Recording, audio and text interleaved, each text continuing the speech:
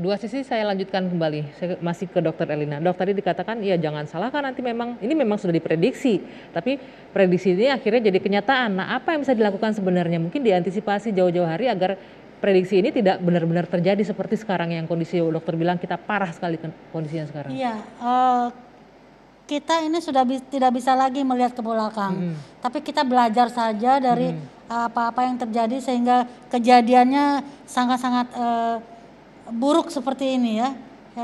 Ini saya memakai kata-kata yang tidak biasanya, jadi kondisi buruk kita ya, artinya memang sudah separah itu kondisinya, agar masyarakat kita juga mengetahui nih dok, bahwa buruk sekali kondisinya. Ya, kita kan tahu bahwa kepatuhan masyarakat untuk memakai masker juga tidak tinggi, dan kerumunan masih ada.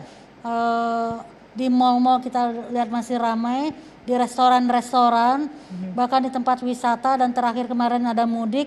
Ya, ini adalah sudah diprediksikan oleh, bahkan Pak Menteri Kesehatan mengatakan kalau kita tidak disiplin, jangan-jangan kejadian di India akan bisa terjadi di sini.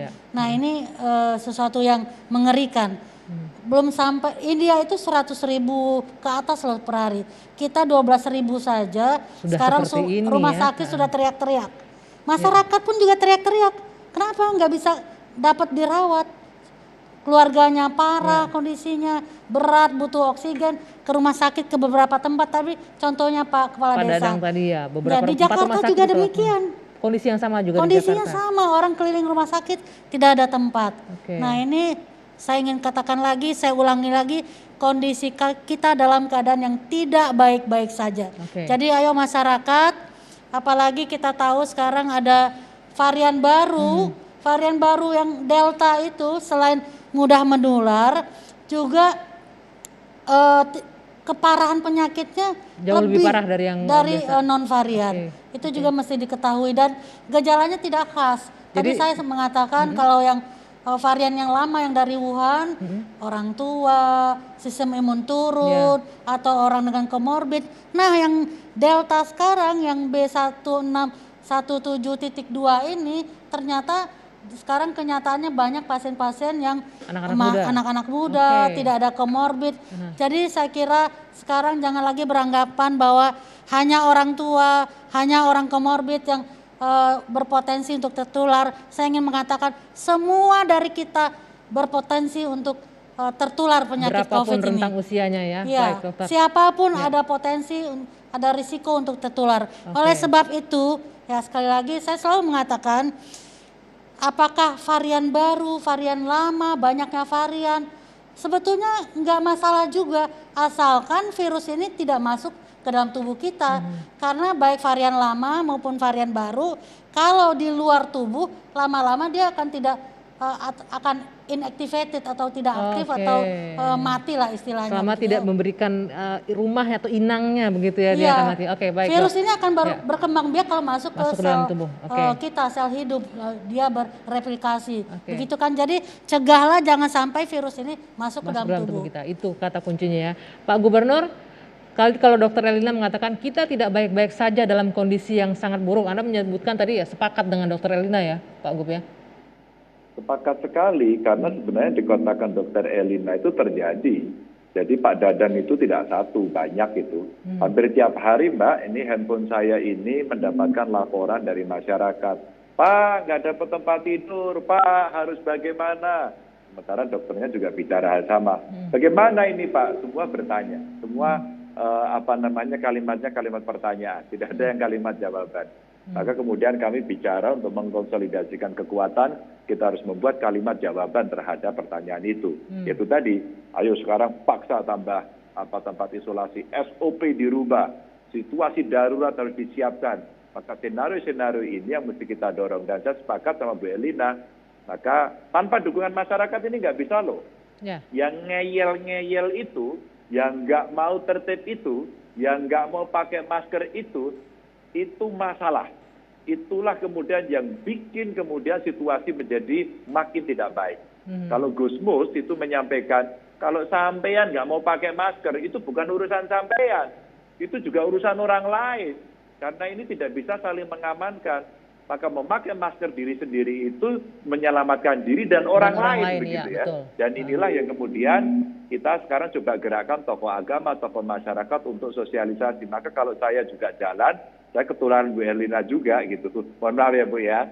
Kadang-kadang kalimat kita menjadi keras gitu.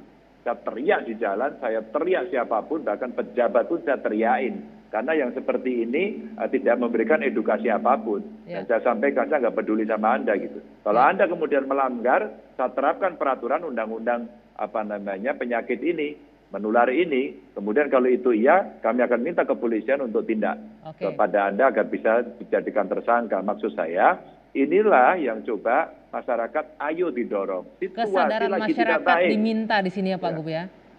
Ya. Ya. Nah Pak Ganjar, ini kalau kita lihat untuk Jawa Tengah 1.752 kasus untuk hari ini saja.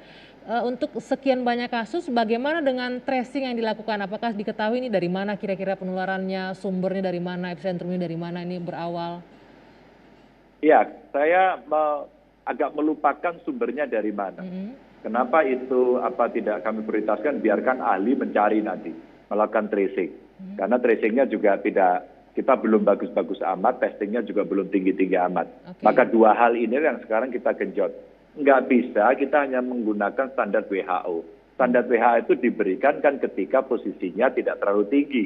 Kalau kemudian posisinya sudah setinggi itu kita menggunakan testing yang hanya serendah itu, maka kita agak sulit mengetahui apakah kemudian di tengah masyarakat itu sekarang sedang menempel virus tadi itu seperti dikatakan Bu Eni di dalam tubuh manusia. Maka testingnya mesti banyak, tracingnya mesti banyak. Maka kenapa kemudian tracer-tracer termasuk Babinsa, Babin Kamtibmas kita libatkan, karena beliau-beliau ini yang juga bisa membantu melakukan percepatan-percepatan soal itu. Maka sekarang kita minta digenjot Mbak. Hanya memang ada problem sih. Kadang-kadang kalau testingnya tinggi, ya tracingnya tinggi, itu daerah banyak kepala daerahnya umpama takut.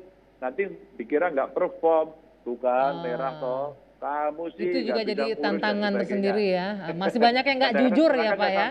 Nggak usah takut soal seperti itu. Ini demi keamanan dan kesehatan rakyat kita gitu. Oke, Pak Ganjar terakhir ini apa yang bisa disampaikan untuk masyarakat Jawa Tengah khususnya dan juga seluruh Indonesia mengenai kasus yang melonjak luar biasa pasca libur Lebaran dengan varian baru yang ada sekarang? Saudara kita sudah banyak yang meninggal, teman kita sudah banyak yang meninggal, tenaga kesehatan sudah banyak yang meninggal. Dan berapa orang lagi yang harus kita jadikan korban? Maaf saya harus pakai kalimat ini. Kami sulit loh mencari tenaga kesehatan. Kita sulit loh sudah berhubungan dengan banyak institusi untuk menghadirkan itu, untuk mensupport. Ini sisi hilirnya. Maka yang kita minta, tolong betul, pakai maskermu jangan pernah dilepas. Nggak usah berkerumun. Sekarang bahasa Jawa itu jangan keluyuran dulu, kurangi mobilitas. Kecuali terhadap mereka yang sedang bertugas. Kalau tindakan ini saja tidak bisa kita lakukan, maka apakah nilai kemanusiaan yang adil dan beradab itu bisa kita tunjukkan dalam praktek? Saya betul-betul meminta masyarakat, ayo taati soal ini. Minimal, paling minim, maskernya jangan pernah dilepas. Baik, terima kasih Gubernur Jawa Tengah sudah bergabung bersama kami malam hari ini di Dua Sisi. Pak Ganjar sehat selalu dan juga agar penanganan COVID bisa jauh lebih baik di daerah Anda. Terima kasih, selamat malam. Dua Sisi masih akan kami lanjutkan bersama usai jeda sesaat lagi. Tetaplah bersama kami.